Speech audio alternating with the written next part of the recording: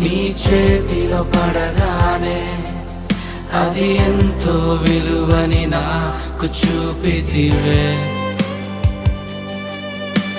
జీవమే లేని నాలోని జీవమును నింపుటకు నీ జీవితాన్నే తారబోసితివే.